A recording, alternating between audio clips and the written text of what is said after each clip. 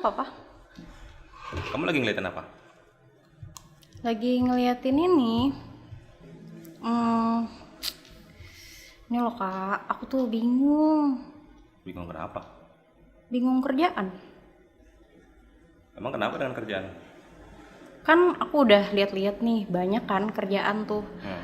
Bentar lagi ada mau pendaftaran CPNS, ya kan? Nah, terus ada di perusahaan tuh nerima kerjaan. Tapi kok aku tertarik sama pengacara ya? Referensimu? Ada. Siapa aja? Banyak. Ada sih, kayak ngelihat Bang Hotman Paris tuh keren kan, Kak, bisa gini-gini. Aku mau juga. Gimana? Keren kan?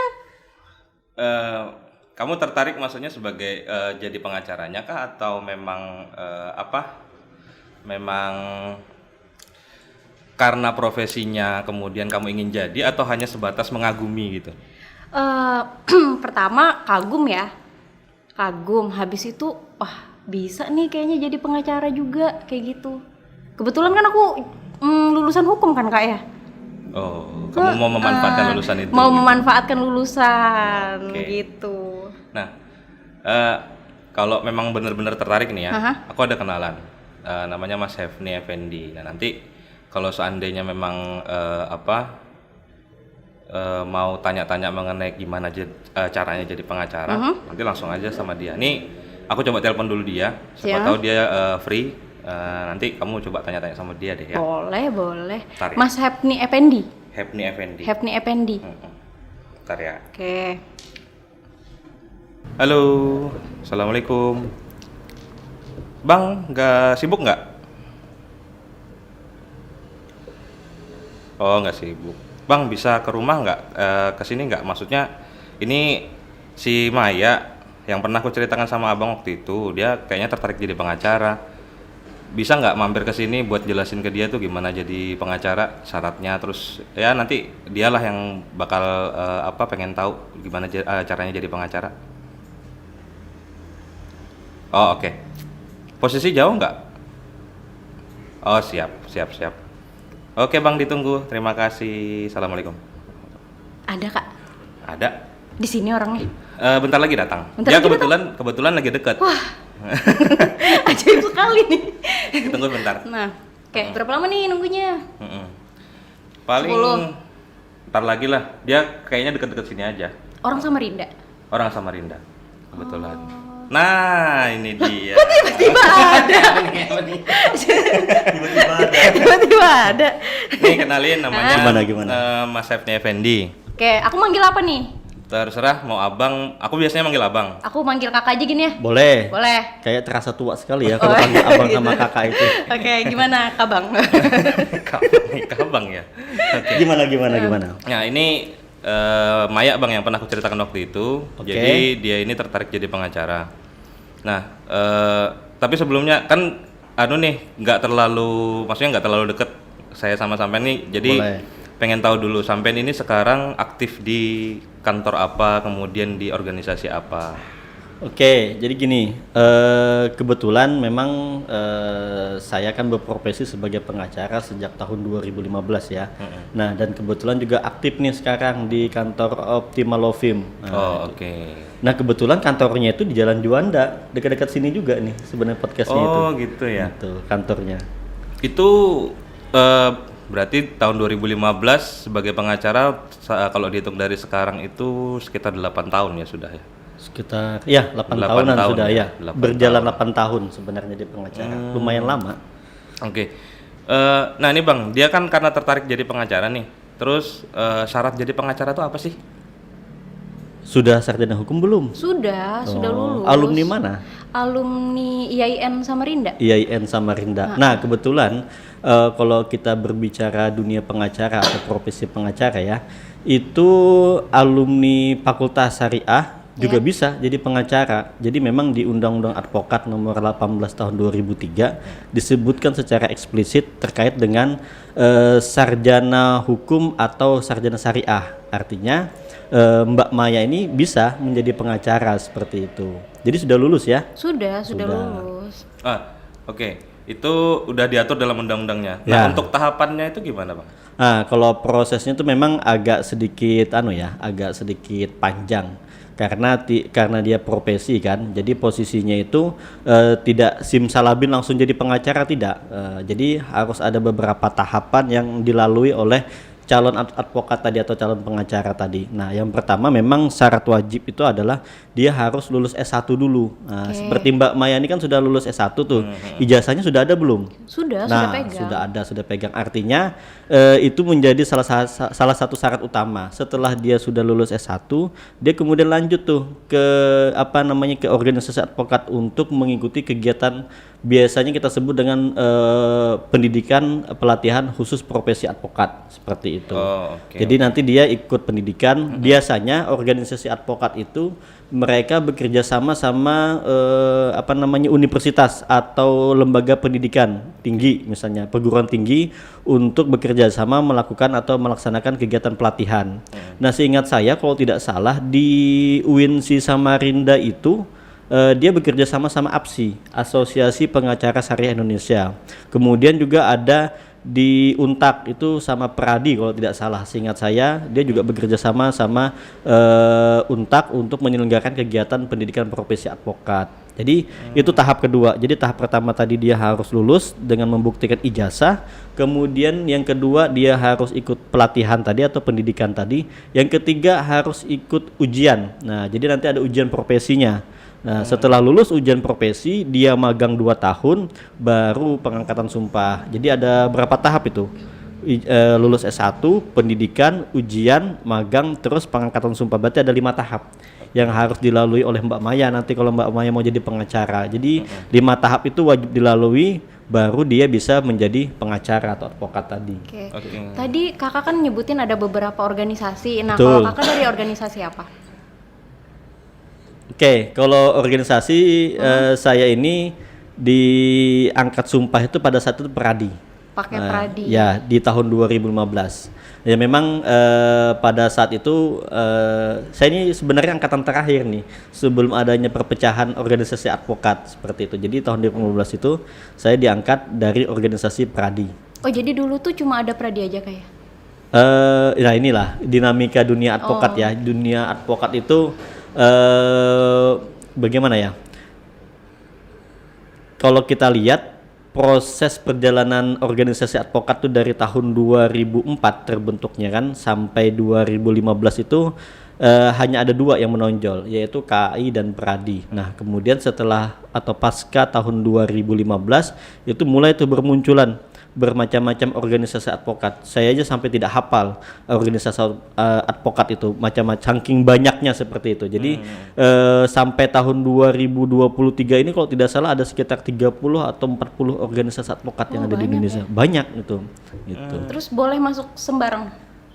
Boleh. Jadi gini, tadi persyaratannya kan ketika kita ingin masuk ke organisasi advokat, kita harus mengikuti pendidikan pelatihan tadi. Jadi masing-masing organisasi itu mereka akan melaksanakan pendidikan pelatihan. Nah, nanti dari situ cikal bakal kita akan disumpah atau diangkat sumpah dari organisasi yang mana, seperti itu.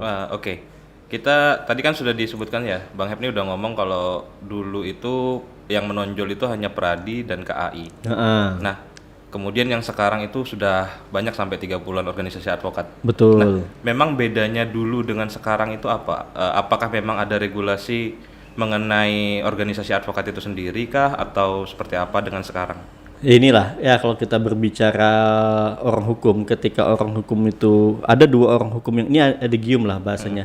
Ketika ada 2 orang hukum yang berdebat, maka ada 3 atau sampai 4 pendapat yang muncul. Padahal yang berdebat ini cuma 2 orang aja, tapi bisa jadi nanti muncul kesimpulan atau pendapat itu jadi 3 atau 4. Nah, sama seperti organisasi advokat. Ketika orang-orang hukum itu dikumpulkan dalam satu organisasi, itu bisa jadi nanti mendapatkan perdebatan yang bermacam-macam. Ya akhirnya seperti ini.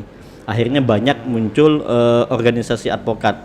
Dulunya memang 1, sekarang itu sudah banyak. Kemudian penafsiran terkait Undang-Undang Nomor 18 Tahun 2003 tentang single bar dan multi bar itu juga sampai hari ini kan menjadi penafsiran yang masing-masing memiliki pendapat terkait dengan undang-undang tersebut. Ada yang berpendapat bahwa Undang-Undang Nomor 18 Tahun 2003 itu sifatnya single bar. Artinya hanya ada satu organisasi advokat di Indonesia seperti itu.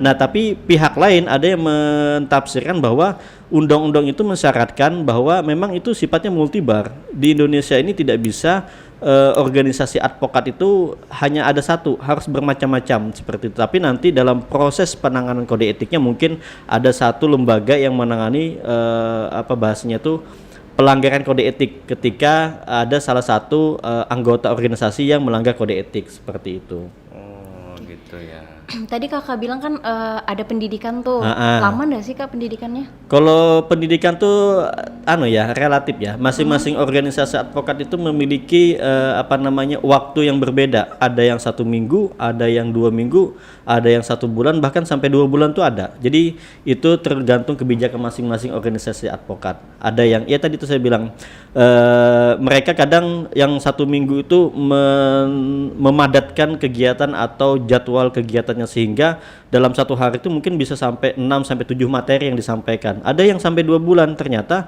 kalau 2 bulan itu mereka buka kelas weekend misalnya seperti itu. Jadi hanya Jumat, Sabtu, Minggu pendidikannya, untuk yang Senin sampai Kamis itu free, tidak ada kegiatan. Ada yang seperti itu. Jadi tergantung masing-masing organisasi. Oke. Ini tadi berbicara soal magang. Magang di sini maksudnya gimana? Nah, magang ini seorang calon advokat ketika dia ingin menjadi advokat, dia harus melakukan proses magang. Magang di sini artinya dia harus masuk ke kantor advokat, baik itu yang sifatnya profesional maupun lembaga bantuan hukum, untuk belajar bagaimana cara membuat gugatan, kemudian masuk ke persidangan, kemudian juga nanti menjawab replik duplik segala, pokoknya semua berkas yang ada di proses litigasi maupun non litigasi itu dia pelajari. Tujuannya ketika dia nanti diangkat sumpah oleh pengadilan tinggi, dia sudah paham dan dia sudah bisa terjun secara langsung seperti itu. Nah, ini juga sebenarnya menjadi salah satu problem ya di dunia advokat pada saat ini. Proses magang itu kan kebijakan organisasi, bukan di wilayah lembaga lain, sehingga masing-masing organisasi advokat juga memiliki tafsiran masing-masing mengenai jangka waktu magang, kemudian hitungan magang tuh dari kapan tuh masing-masing berbeda-beda. Ada yang berpendapat bahwa magang itu dihitung sejak dia lulus ujian seperti itu. Nah, ada juga yang berpendapat bahwa magang itu dihitung setelah dia lulus S1 hukum atau S1 syariah tadi itu. Bahkan ada juga yang berpendapat magang itu nanti setelah dia diangkat menjadi advokat seperti itu. Nah, ini juga menjadi salah satu problem di dunia advokat. Kenapa? Karena ketika kita berbicara proses magang itu setelah dia diangkat sumpah oleh pengadilan tinggi, artinya harusnya kan ketika dia sudah diangkat itu dia sudah siap terjun ke masyarakat sebagai advokat yang sifatnya itu punya lisensi. Namun di sisi lain dia belum pernah mengerjakan pekerjaan yang dilakukan oleh advokat, seperti bagaimana cara membuat surat kuasa, bagaimana cara membuat gugatan, bahkan mungkin nanti kayak pledoi dalam perkara pidana itu kan. Nah, ketika dia belum pernah belajar seperti itu, kemudian terjun langsung ke masyarakat, itu akan menjadi problem. Artinya bisa jadi nanti ada kesalahan-kesalahan, atau kalau bahasa dokter itu malpraktek lah di situ. Betul. Ntar dulu kak, kok berat ya? Saya dari tadi dengerinnya tegang. Gini. Okay. Dulu tuh ya, sebelum kakak jadi pengacara nih, emang cita-citanya kakak jadi pengacara atau apa? Kakak nggak mau jadi PNS gitu? Oh iya. Gimana? Jadi gini, ini saya eksklusif ya, saya ceritakan di sini. Saya belum pernah cerita di podcast lainnya ini. Baru pertama kali nih di podcast ini saya buka nih. Kenapa kok bisa saya menjadi pengacara seperti itu? Jadi ini eksklusif. Jadi dulu waktu saya kuliah, sebenarnya cita-cita pertama saya tuh menjadi PNS tuh betul, karena memang bahasa PNS itu kan tuh harapan semua orang tua dan mertua. Jadi bukan hanya orang tua, mertua pun berharap kita menjadi PNS. Nah, waktu itu kebetulan tahun 2009 atau 2010 calon mertua saya itu pernah ngomong ke saya, "Hep, kamu bagusnya jadi pengacara," katanya. nggak usah jadi yang lain bilang. Nah itu menjadi salah satu motivasi saya kenapa saya ingin menjadi pengacara, karena nasihat mertua tadi. Artinya ketika saya menjadi pengacara saya otomatis direstui. Nah, Oh gitu, Oh, jadi gara-gara mertua. Ada iya. bargainingnya. Bargainingnya di situ. Dan saya juga meyakinkan ke waktu itu masih calon istri bahasanya. Orang aja saya bela, apalagi kamu, itu pasti saya bela juga Gitu, seperti sekalian itu. gombal kan? Itu ya. Oke. Iya. Nah, untuk ini nih, penyumpahan tadi kan disebutkan ada penyumpahan nih, diambil sumpahnya oleh advokat yang baru mau disumpah ini. Nah, itu yang mengambil sumpah organisasinya kah atau ada lembaga lain yang mengambil sumpah kah, atau seperti apa? Jadi kalau kita merujuk ke Undang-Undang Nomor 18 Tahun 2003 ya tentang advokat, jelas di situ disebutkan bahwa untuk pengangkatan sumpah itu dilakukan oleh pengadilan tinggi di wilayah sesuai domisili kita. Misalnya kita berdomisili di wilayah Kalimantan Timur, maka pengadilan tinggi Kalimantan Timur yang mengangkat. Nah, tugas organisasi advokat itu mengangkat kita sebagai anggota. Jadi biasanya prosesinya itu sebelum kita diangkat sumpah oleh pengadilan tinggi, kita itu diangkat oleh organisasi sebagai anggota di organisasi tersebut. Diangkat, ada SK-nya. Nah, SK tadi baru diserahkan ke pengadilan tinggi. Jadi itu dasar pengadilan tinggi melakukan proses pengangkatan atau pengambilan sumpah tadi. Gitu. Tadi ntar, kakak dari tahun berapa jadi pengacara? Saya jadi pengacara tuh pas ujung tahun, di apa bahasa orang tuh di akhir tahun, Desember 2015. Nah, itu saya diangkat menjadi advokat. Oke, kakak masih ingat nggak perkara apa pertama yang kakak tanganin? Perkara yang pertama saya tanganin tahun 2000 gini. Jadi waktu Desember 2015 itu saya belum beracara. Karena waktu itu saya masih coba melatih beberapa teman di Posbakum sampai di bulan April kalau tidak salah 2016. Nah, itu saya baru mulai aktif. Jadi pertama kali perkara yang saya tangani pada tahun 2016 adalah perkara waris waktu itu. Waris. Ya, perkara Berarti waris. di pengadilan agama itu ya? Ya, betul. Waktu itu di pengadilan agama. Jadi ada salah satu perkara waris lah waktu itu. Nah, ini juga pengalaman unik ya. Bahasanya bukan unik juga. Pengalaman pribadi saya mungkin karena merasa waktu itu menjadi advokat kan, kemudian merasa paling paham, ya bahasa paling lah semuanya. Nah, pada saat itu saya pernah menegur kebetulan lawan saya ini senior saya di di dunia advokat. Boleh Bahkan spill nggak? Oh, nggak boleh. boleh, tapi nanti tit gitu ya. Boleh, saya sebut namanya, nanti tolong di aja. Inisial aja. Inisial aja. Ada salah satu senior saya lah pokoknya di dunia advokat. Bahkan sebelum saya menjadi advokat, beliau itu yang sering membawa saya ketemu sama pengacara-pengacara senior. Jadi waktu itu kebetulan pertama perkara yang saya tangani adalah perkara waris. Kemudian ketemu sama beliau ini berhadapan. Jadi saya sebagai penggugat, beliau sebagai tergugat.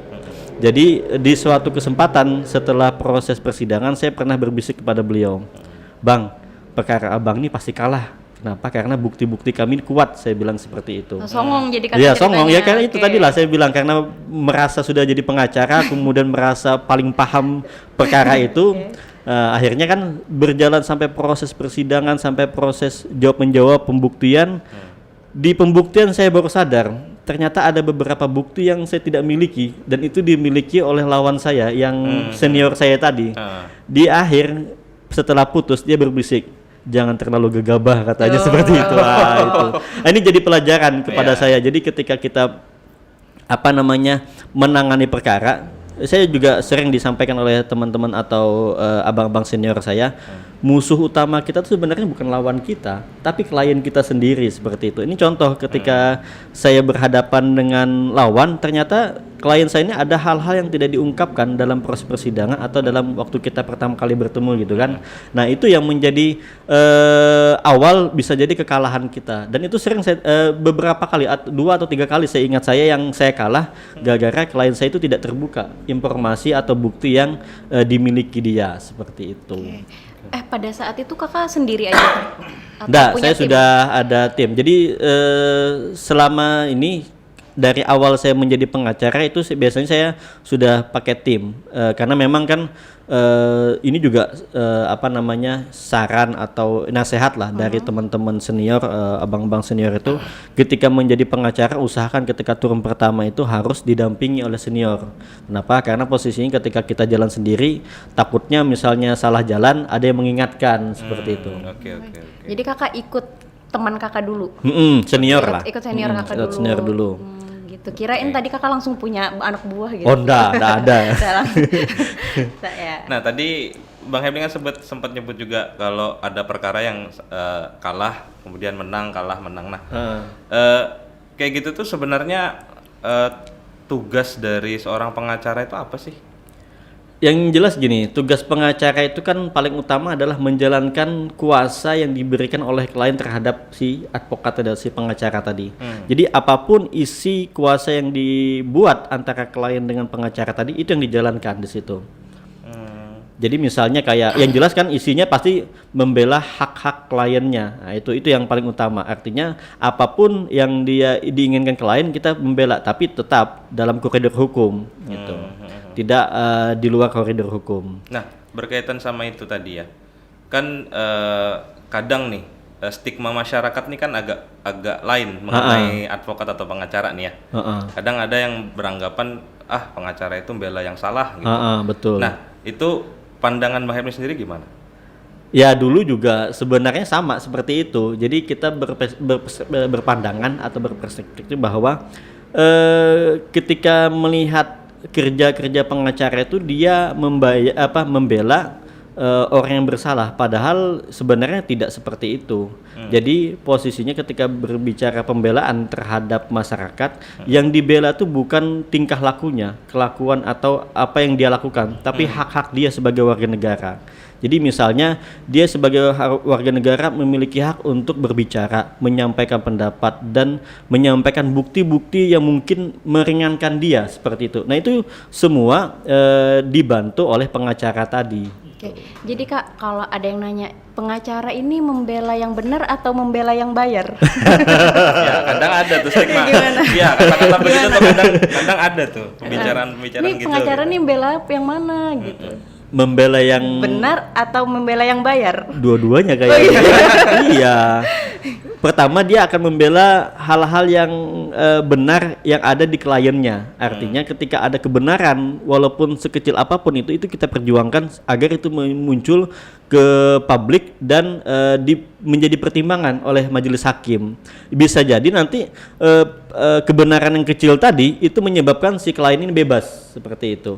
Yang kedua membela bayar, ya memang salah satu jasa pengacara ini kan sama seperti profesi lainnya, notaris, dokter, kemudian macam-macam lah. Yang mana posisinya ketika dia itu menjalankan profesinya ya harusnya ada pembayaran atau ada upah di situ. Tapi kalau kita bahasanya jasa profesi, nah itu yang kita gunakan bukan upah, karena kalau upah itu kan ya kayak kuli. Ya itu bahasanya non profesi lah. Kalau profesi itu jasa profesi yang kita gunakan di situ. Jadi jasa profesi itu bahkan diatur dalam undang-undang dan kode etik. Artinya seorang advokat atau pengacara memiliki hak untuk mendapatkan fee dari kliennya ketika dia menjalankan tugas dari kliennya seperti itu. Jadi jelas membela yang bayar dan membela yang benar. Gitu. Betul itu dua-duanya itu. Oke. Nah, pandangan Bang Hepni sendiri nih, kan kadang bukan kadang sih ya, beberapa kali kita ngelihat juga di persidangan di TV yang bahkan disiarkan di televisi kayak gitu. Itu kan ada pengacara yang membela padahal sudah jelas nih dia ini sudah dinaikkan tersangka misalnya atau terdakwa begitu.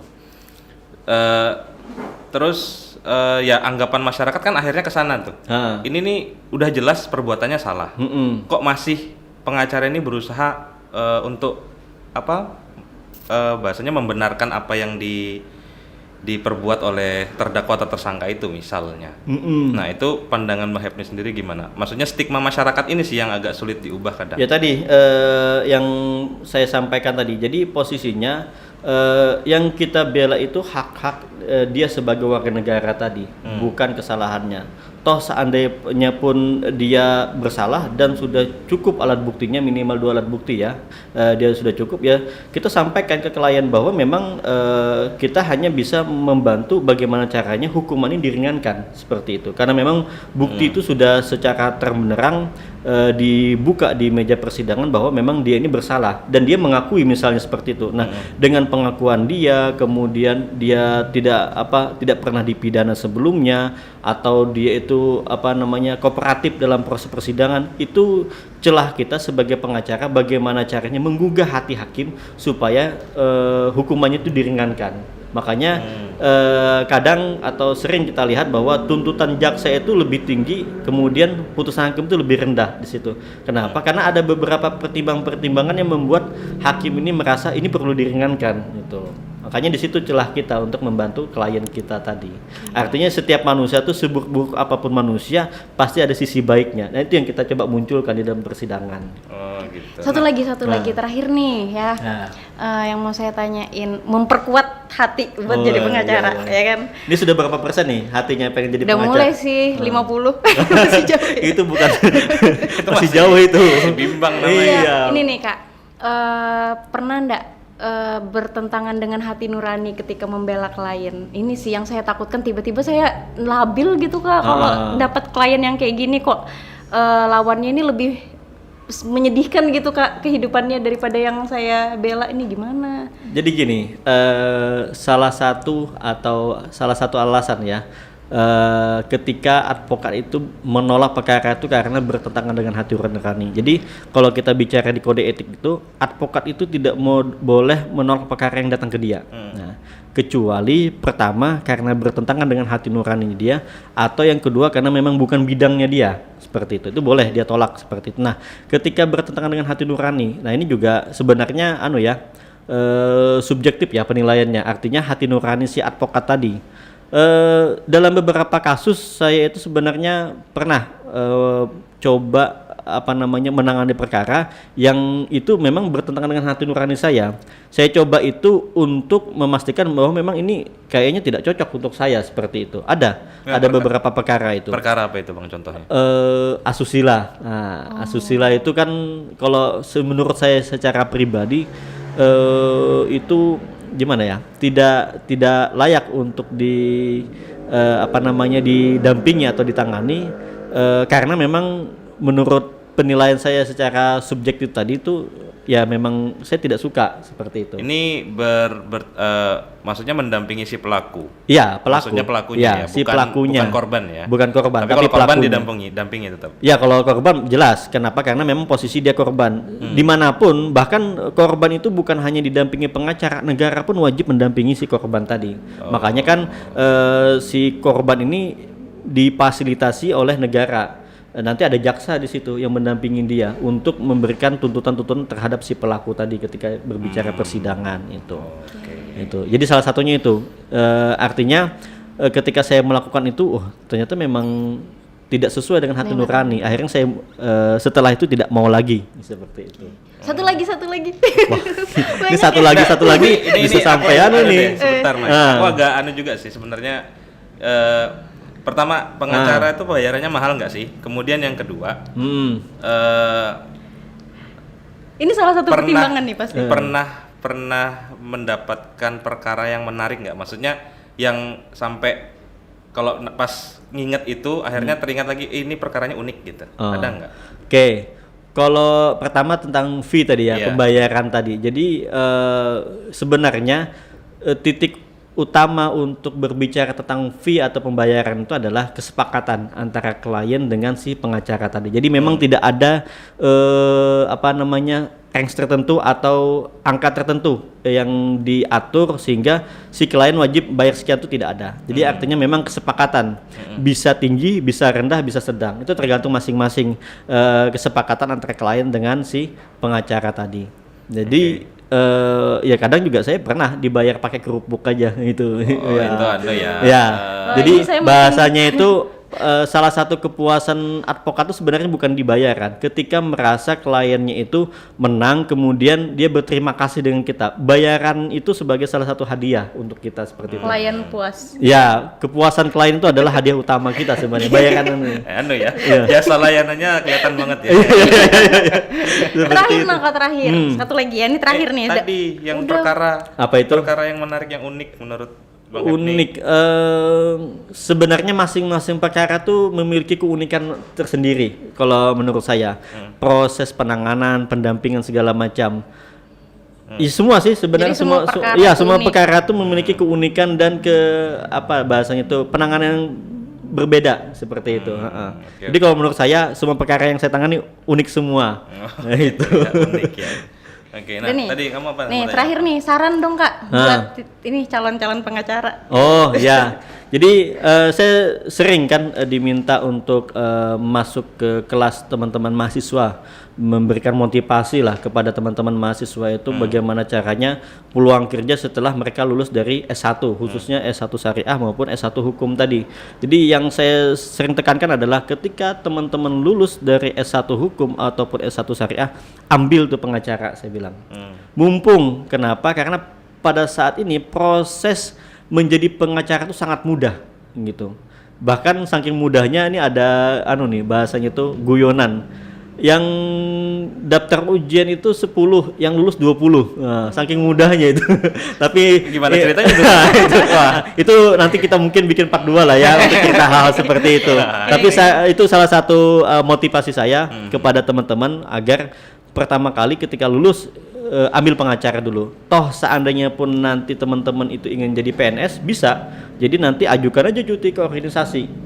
Dan bahkan ada beberapa rekanan saya yang posisinya sekarang tuh menjabat sebagai komisioner KPU, komisioner Bawaslu, ada yang PNS segala macam. Nanti ketika mereka sudah pensiun atau sudah lepas tugas lagi, mereka kembali ke pengacara. Artinya profesi pengacara itu sangat fleksibel itu. Jadi dengan fleksibilitas tadi itu menurut saya ambil saja profesi itu dulu. Siapa tahu nanti ketika ada keluarga atau ada saudara yang dalam menghadapi hukum perlu pengacara, ya setidaknya kita bisa memberi nasihat kepada mereka. Profesinya nempel seumur hidup ya? Ya itu, ya itu. Bahkan ada beberapa kasus itu yang jaksa itu, polisi yang sudah mereka pensiun jadi pengacara. Jadi tujuan profesi akhir mereka tuh bukan jaksa polisi. Ketika dia mau meninggal tuh ya pengacara tadi, hakim juga ada beberapa teman. Tidak ada batasan umur. Ya itu. Jadi pengacara itu batasan umur kalau mau disumpah minimal 25 tahun. Kalau disumpah. Kalau Tapi disumpah masa akhir jabatan gitu nggak ada? Sampai dikubur. Maksudnya sampai meninggal dunia itu. Jadi tidak ada batas usia pensiun itu tidak ada. Nggak ada. Dia pengacara itu. Selama masih bisa jalan. Ya, masih bisa jalan, mendampingi kliennya, melakukan memperjuangkan hak-hak kliennya ya silahkan, tidak jadi masalah. Oke. Ada lagi Ma yang kamu tanyakan? Aman sih untuk sementara. Sementara. Gitu ya. Artinya sudah berapa persen ini? Naik sih 60. Tapi susah senangnya jadi pengacara apa sih Bang? Susah senangnya. Kalau susah senangnya itu ya karena pekerjaan swasta ya. Kalau kita bicara catur wangsa ya, penegak hukum di Indonesia itu kan ada 4. Pertama ada hakim, kedua ada jaksa, ketiga ada polisi, keempat ada pengacara. Hakim, jaksa, polisi ini semuanya pegawai negeri. Artinya kehidupan sehari-harinya itu sudah ditanggung oleh negara. Ya artinya dia sudah tahu berapa penghasilan per bulan itu sudah bisa dihitung lah. Nah sedangkan pengacara ini karena dia swasta cari uang sendiri, itu salah satu suka dukanya. Jadi kadang kita itu puasa Senin Kamis, tapi kadang kita tidak puasa sama sekali selama setahun. Jadi misalnya gini, ada beberapa perkara, ketika kita tidak mendapat perkara bisa jadi kita tidak makan. Tapi ketika kita mendapat perkara, satu perkara yang besar, gaji hakim setahun itu cukup untuk satu perkara kita tadi. Wah, naik jadi 100 nih. Seperti itu. Jadi Itu hakim aja ya? kerja selama setahun, kita cukup satu kali aja. Yang meyakinkan Iya, kamu iya, cuma iya. bayar biaya tadi ya. Ternyata ya. Oke. Bang Hefni kayaknya ada bunyi HP deh di anu. Oh iya, sorry. Gitu ya Kak. Kalau pengacara tuh banyak callingannya. Ya iya, kalau orang penting. Gitu. Oh iya. Ini Dari tadi perkara. HP saya diem aja nggak ada yang bunyi. Ini kebetulan Kan anu, belum ngajaran. apa namanya klien ada WA saya karena memang kebetulan tadi saya janji untuk ketemu dia di sekitaran Juanda sini juga. Nah oke. itu Oke. karena dia sudah OTW ke situ, jadi saya OTW juga ini. Gak Oh, apa-apa ya. oke. Saya janji Nanti- tadi itu sekitar 30-40 menit aja. Ya, nah nanti kalau seandainya Maya pengen tahu sesuatu Boleh. bisa kontak sama Panggil Boleh, kakak lagi. boleh, siap. ya. bisa komunikasi lagi. Oke. Oke, siap. Cuma kan Makasih ada banyak. jamnya ya, jangan malam juga. Ya, udah lah. Aman-aman. Aman. Ini makasih banyak Bang Siap. Etni sudah bersedia hadir ke sini kemudian menjelaskan ke Maya mengenai gimana caranya jadi pengacara. Oke. Ya semoga bisa meyakinkan si Maya untuk jadi pengacara. Yakin tadi Kak, 100%. Amin. Ya, Mas. Karena apa? Karena gajinya Tapi bisa puasa juga kan? itu dia. Ya. Oke, Bang Oke, Hemi terima siap, kasih siap, banyak. Mungkin itu dulu. Oke. Saya izin Iya. pergi ya. Siap. Oke, Terima kasih. Makasih Kak. Hati-hati di jalan.